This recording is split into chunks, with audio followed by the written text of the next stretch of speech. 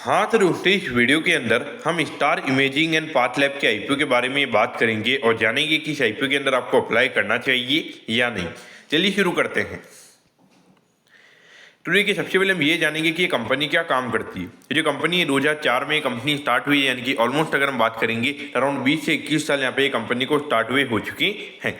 अब अगर हम यहाँ पे कंपनी के बिजनेस के बारे में अगर हम बात करेंगे तो देखिए, ये जो कंपनी है हमें यहाँ पे डायग्नोस्टिक सर्विसेज ये कंपनी में यहाँ पे प्रोवाइड करवाती हुई नजर आती है। इसमें अगर हम बात करेंगे जैसे कि x-rays, ultrasound, CT scan, MRI report और इसके अलावा जो भी यहाँ पे लेबोरेटरी टेस्ट होते हैं उनके रिगार्डिंग ये कंपनी में यहाँ पे सर्विसेज प्रोवाइड करवाती हुई नजर आती है।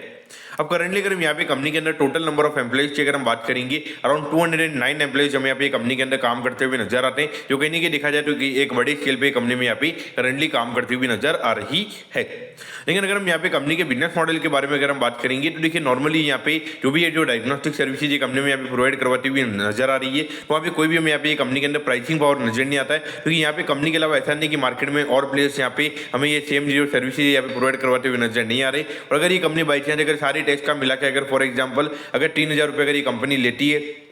और अगर एट द सेम टाइम अगर कोई और कंपनी है जो अगर यहाँ पे 2,500 में अगर आपके सारे टेस्ट अगर आपको करके दे देगी, तो आप डेफिनेटली वहाँ पे 2,500 जो कंपनी 2,500 रुपये ले रही है आप वहीं पे जाके अपने टेस्ट कराओगे। तो उस पॉइंट से अगर देखा जाए यहाँ पे कहीं ना कहीं थोड़े मार्जिन चाहिए बिजनेस के अंदर। अगर हम बात करेंगे तो ग्रॉस मार्जिन यहाँ पे बिजनेस के अंदर अच्छे हैं, लेकिन अगर हम बात करेंगे लॉन्ग टर्म के हिसाब से वहाँ पे कहीं ना कहीं ऐसा लगता है कि आने वाले टाइम पे जिस तरीके से कॉम्पिटिशन हमें यहाँ पे ये इंडस्ट्री में बढ़ता हुआ नजर आ रहा है, तो वहाँ पे कहीं ना कहीं जो ग्रॉस मार्जिन से आने वाले टाइम पे हमें ये इंडस्ट्री के अंदर थोड़े कम होते हुए नजर आएंगे।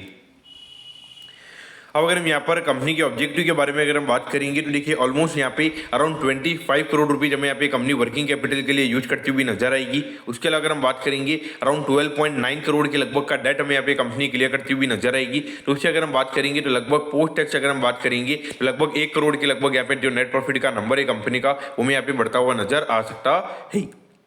अगर हम यहाँ पे केपेक की अगर हम बात करेंगे तो देखिए, एडिशनल यहाँ पे जो मेडिकल इक्विपमेंट्स है उसको बाय करने के रिगार्डिंग अराउंड 5.1 करोड़ रुपीज ये कंपनी में यहाँ पे यूज करती हुई नजर आएगी। तो डेफिनेटली अगर थोड़े अच्छे इक्विपमेंट्स अगर ये कंपनी के पास में रहेंगे तो कहीं नहीं कि आने वाले 3-4 साल तक उसको कंपनी अगर अच्छे से यूज करेगी, मतलब उसे अच्छे से अगर रिटर्न अगर कंपनी निकालेगी तो कहीं नहीं कि आने वाले टाइम के लिए कंपनी के लिए बेनिफिशियल रहेगा।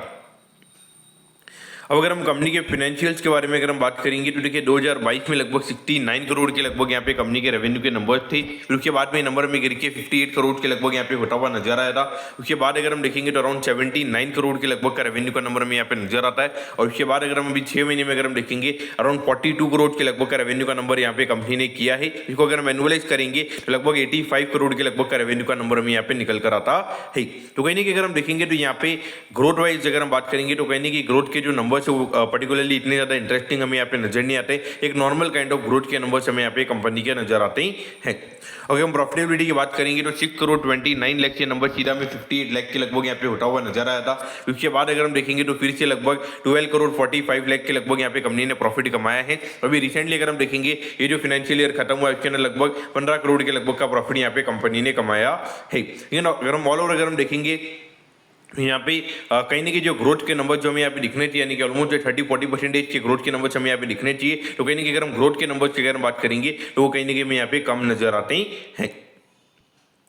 अब अगर हम आईपीओ की डिटेल्स के बारे में अगर हम बात करेंगे तो देखिए, 8 अगस्त को ये आईपीओ में स्टार्ट होता हुआ नजर आएगा और 12 अगस्त को ये आईपीओ में क्लोज होता हुआ नजर आएगा। अब अगर हम प्राइस बैंड के बारे में अगर हम बात करेंगे तो 142 के कट ऑफ प्राइस पे कंपनी में यहाँ पे शेयर देती हुई नजर आ रही है और 1000 शेयर का लॉट जो यहाँ पे कंपनी का नजर आता है, यानी कि 2000 शेयर के लिए यहाँ पर आपको मिनिमम अप्लाई करना पड़ेगा, यानी कि अराउंड 2,84,000 रुपीज यहाँ पर आपको एक लॉट को अप्लाई करने के लिए लगने वाली है।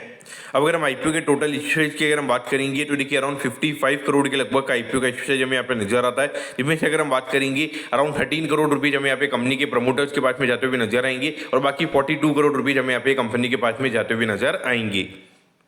और अगर हम यहाँ पे लिस्टिंग की अगर हम बात करेंगे तो बीएससी के एचएम प्लेटफॉर्म पे कंपनी में यहाँ पे लिस्ट होती हुई नजर आएगी। और इसमें अगर हम रिटेल कोटा की अगर हम बात करेंगे तो अराउंड 35% के लगभग हमें यहाँ पे कंपनी का रिटेल कोटा यहाँ पे नजर आता है, यानी कि ऑलमोस्ट यहाँ पे 18 से 19 करोड़ के जो आईपीओ के शेयर है वो हमें यहाँ पे रिटेल पब्लिक के पास में जाते हुए नजर आएंगे। अब अगर हम आईपीओ के टाइम टेबल के बारे में अगर हम बात करेंगे तो देखिए, 13 अगस्त को आपको पता चल जाएगा कि आपको अलॉटमेंट मिला ही, अगर अलॉटमेंट नहीं मिलता तो 14 अगस्त को आपको रिफंड मिल जाएगा। 14 अगस्त को आपके डिमेट अकाउंट में शेयर आ जाएंगे अगर आपको अलॉटमेंट मिलता ही, और 18 अगस्त को ये कंपनी में यहाँ पे लिस्ट होती हुई नजर आएगी। अब अगर हम यहाँ पे कंपनी के वैल्यूएशन के पैरामीटर्स की अगर हम बात करेंगे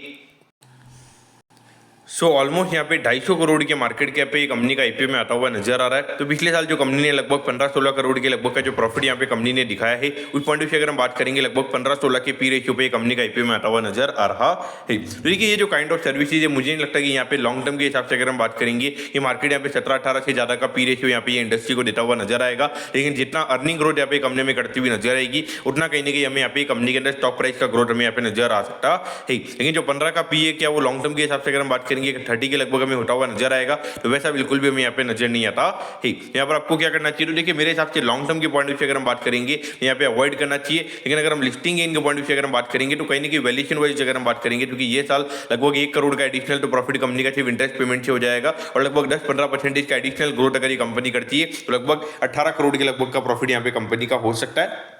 तो फॉरवर्ड बेसिस पर अगर हम बात करेंगे तो लगभग 13-14 का ही फॉरवर्ड पीएम यहाँ पे कंपनी का नजर आता है। तो इस पॉइंट से अगर हम बात करेंगे तो ऐसा लगता है कि लगभग 10 से 15% के प्रीमियम पे कंपनी में यहाँ पे लिस्ट होती हुई नजर आ सकती है। तो इस पॉइंट से अगर आपको लिस्टिंग इनके थोड़े माइनर लिस्टिंग इनके लिए अगर आपको अप्लाई करना है तो यहाँ पे डेफिनेटली अप्लाई किया जा सकता है। तो दोस्तों मैं कहता हूँ कि यहाँ पे star imaging and path lab के आईपीओ के बारे में आपको सब कुछ समझ में आ गया होगा। अगर आपकी कोई भी क्वेरीज है आप कमेंट कीजिए, मैं जरूर आपके कमेंट पर रिप्लाई करूंगा। ओके दोस्तों, thank you, have a nice day.